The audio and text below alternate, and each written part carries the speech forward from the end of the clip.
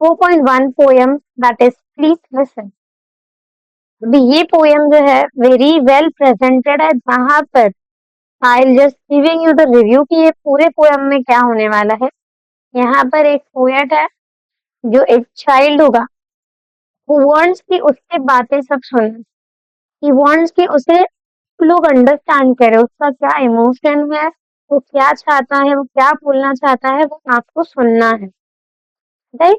तो वहां पर खुद की सजेशंस नहीं देने हैं उसे, वो चाहता है कि आप उसे सुनिए। तो बेसिकली प्रेजेंटेशन में आपको पोइट पोइट जो है अच्छी तरीके से एक्सप्लेन किया गया है पोएटिक डिवाइस यूज करके एंड इमोशनल इम्पैक्ट के साथ।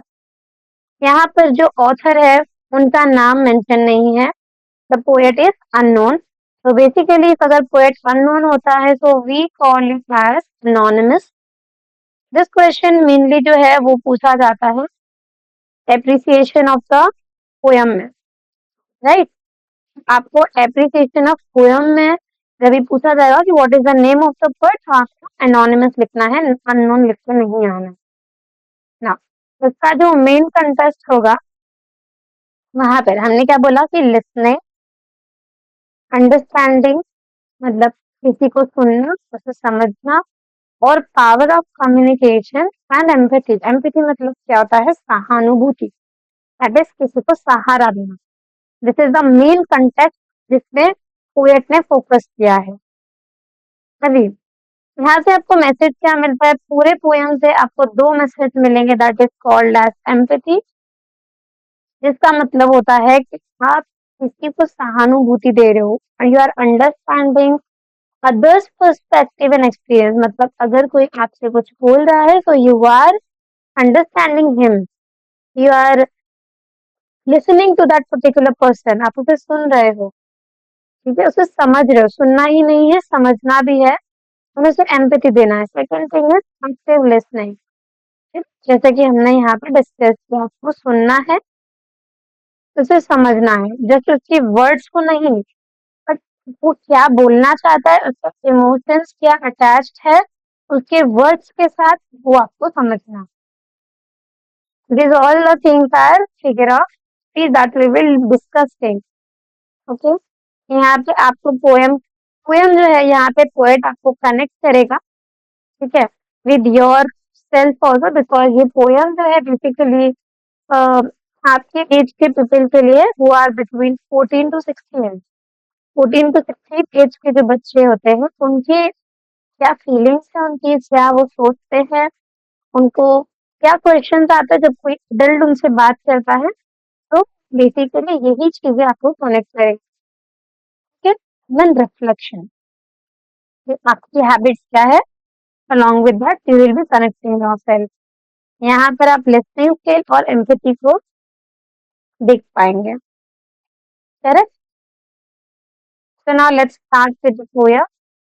अभी along with हमने जिस तरीके से डिस्कस किया है, you must got have an idea कि ये पोएम में बेसिकली जो यहाँ पे सुनना होगा, ठीक है, अंडरस्टैंड करना है, कुछ फीलिंग्स होगी पोएट्स की जो हम आपसे डिस्कस करेंगे। तो बेसिकली पोएम में दिस फर्स्ट वन इज, यहाँ से ये हम बेसिकली हम इसे क्या बोलते हैं, this is called as stanza, है ना, इसे हम स्टैंजा बोलते हैं, राइट। तो these are called as stanza. Okay, पहला पोएट स्टार्ट करता है कि when I ask you to listen to me, जब मैं ये कहता हूँ कि तुम मुझे सुनो, and you start giving me advice, और तुम मुझे ही एडवाइस देना चालू कर देते हो, तुम मुझे ही समझाने लगते हो, you have not done what I asked, मैंने जो तुमसे कहा था तुमने वो नहीं किया। It means he is disappointed, वो सहमत नहीं है, वो बोल रहा है मैंने तुम्हें सुनने कहा था बट तुम मुझे ही समझाना चालू कर दे रहे हो, तुमने वो नहीं किया है जो मैं चाहता था। आई होप फर्स्ट स्टैंजा आपको समझ आया। Second is when I ask you to listen to me, जब मैं कहता हूँ कि तुम मुझे सुनो, यू बिगिन, तुम चालू हो जाते हो। तो टेल मी वाई, तुम मुझे ही बताने लगते हो कि क्यों। I shouldn't feel that way, you are trampling on my feeling. जब मैं तुम्हें कहता हूँ कि तुम मुझे सुनो, तो तुम चालू हो जाते हो मुझे क्वेश्चन करना कि तुमने इस तरीके से क्यों नहीं सोचा। और यहाँ पर तुम मेरी जो फीलिंग्स है उसे ट्रैम्पल करते हो, मतलब यू कैन से हिंदी में एक वर्ड है कुचलना, ठीक है। एंड इसका एक इजी वर्ड होगा इंग्लिश में, दैट विल बी डैमेज।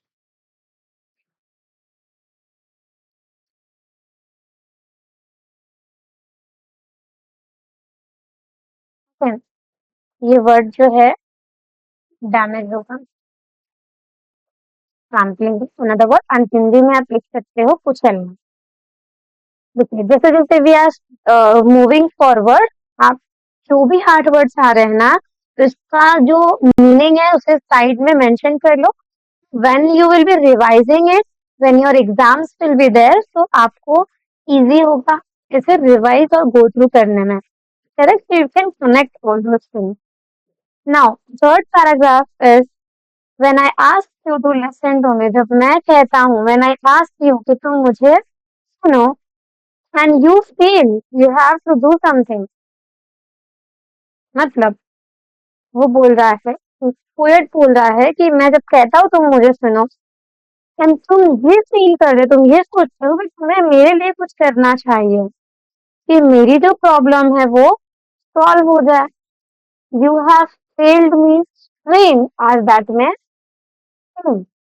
अगर मैं तुमसे कुछ बोल रहा हूँ, तुम मेरी मदद करना चाहते हो, वो बात ठीक है। तुम मेरी प्रॉब्लम को सॉल्व करना चाहते हो, वो ठीक है। बट यहाँ पर तुमने मुझे फेल कर दिया है, यहाँ पर तुमने मुझे हरा दिया है, क्योंकि मैं वो चीज जो है तुम्हें समझाना चाहता हूँ, ठीक है, कि मैं क्या फील कर रहा हूँ। तुम पहले मेरी बात सुनो, तुम उसे सॉल्व मत करो।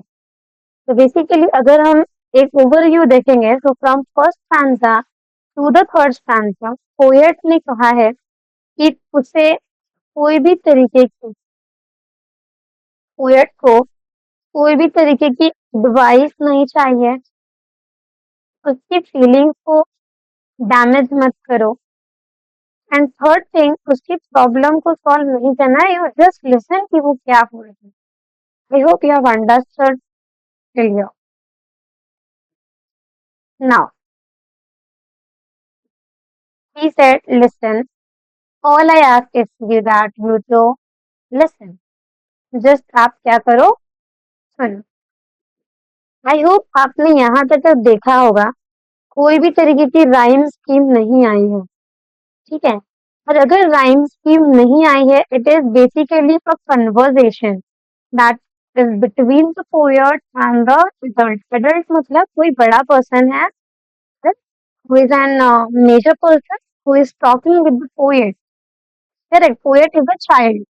तो बेसिकली चाइल्ड का जो कन्वर्सेशन है एडल्ट के साथ यहाँ पर बताया गया है, जहां पर वो अपनी फीलिंग्स शेयर करना चाहता है।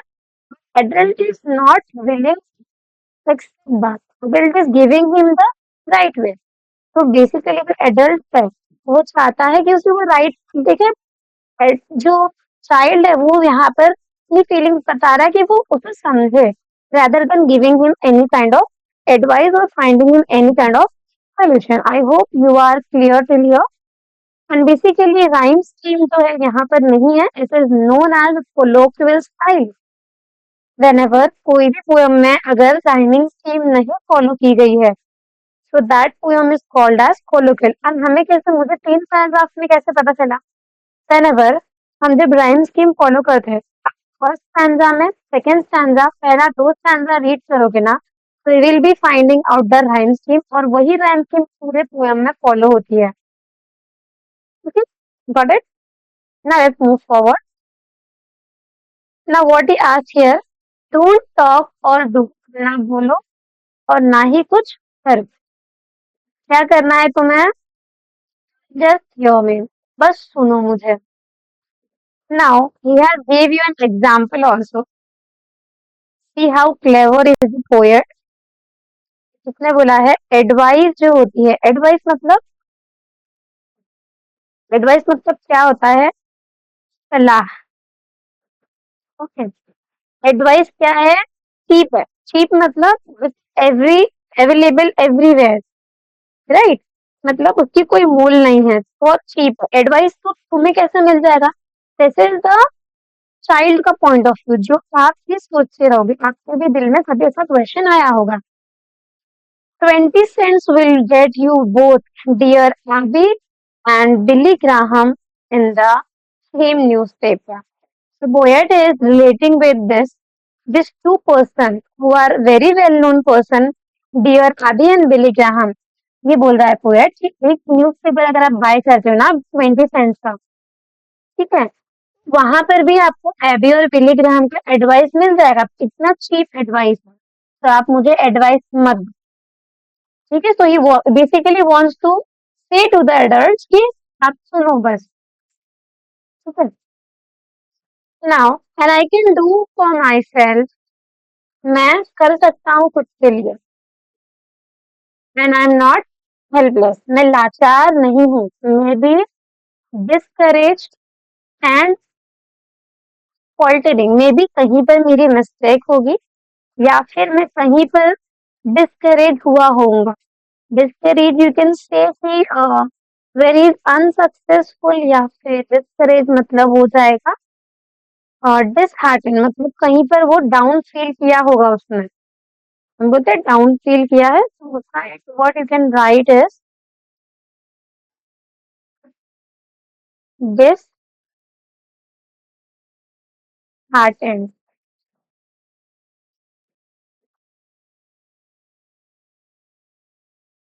Disheartened. Okay. Now, but maybe discouraged and faltering, but not helpless. मतलब मैं कहीं पर भी लाचार नहीं हूँ। मैं यहाँ पर disheartened हुआ हूँ and I'm faltering also. मतलब मैं where in some places I would be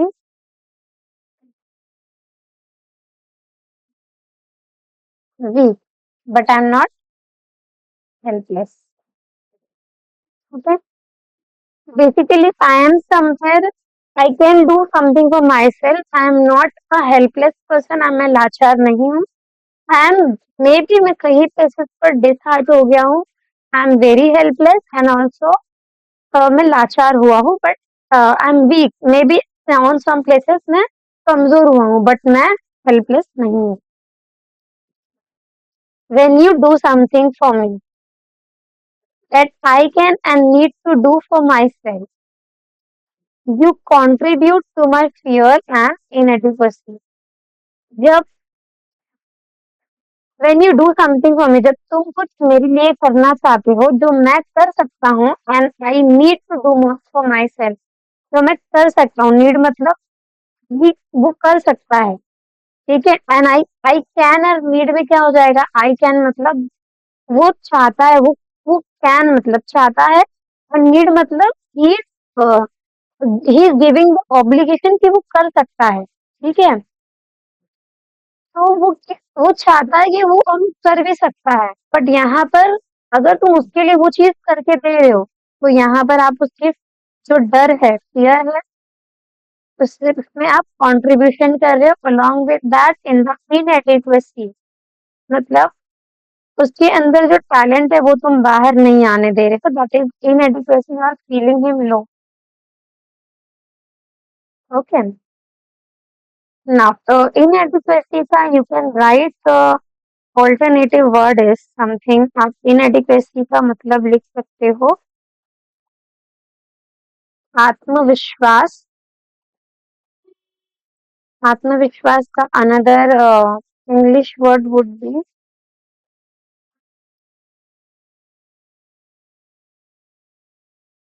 insufficient।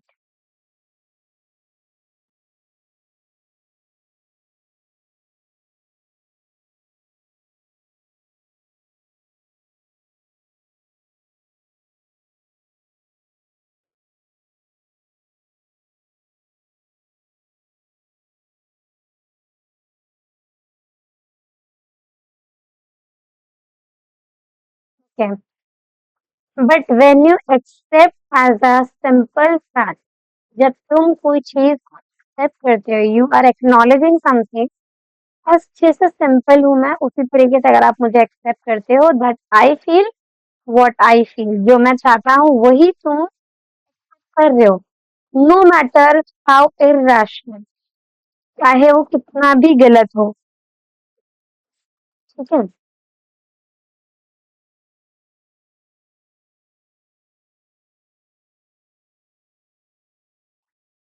When I can stop trying to convince you, then I will come to know कि आप मुझसे कन्विंस हो चुके हो। आई होप यहाँ तक आपको कोई डाउट नहीं है। फर्स्ट में he is not he telling कि कोई एडवाइस नहीं चाहिए, in the second standard he is asking ki do not damage my feelings. In third stanza he is saying ki don't ask to solve my problems. Whatever I am feeling, I will do it for myself. Never feel me. Just you have to listen, just you have to hear. You don't have to talk or do anything for the poet.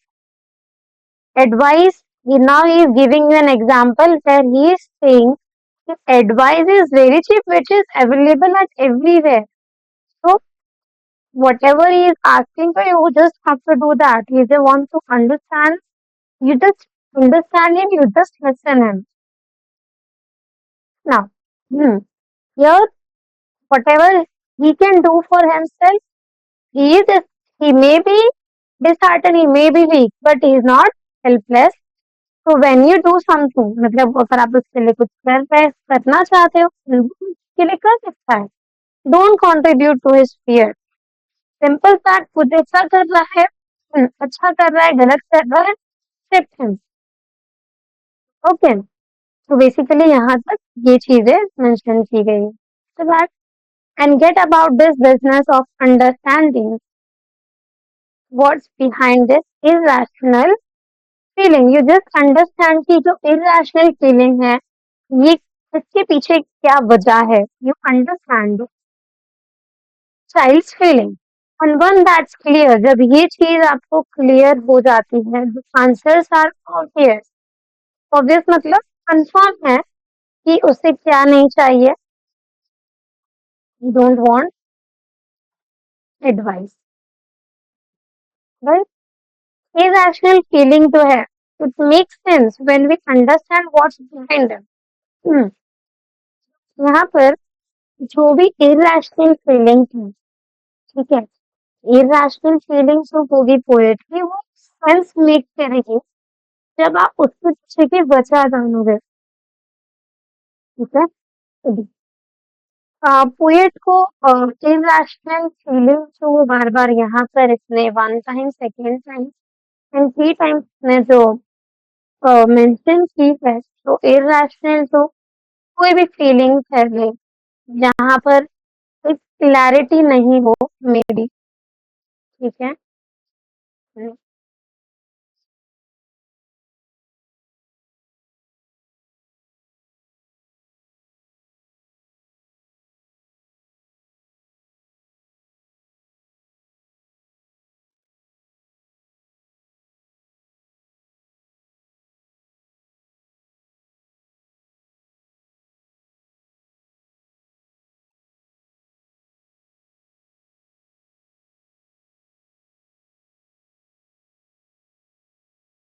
Not clear.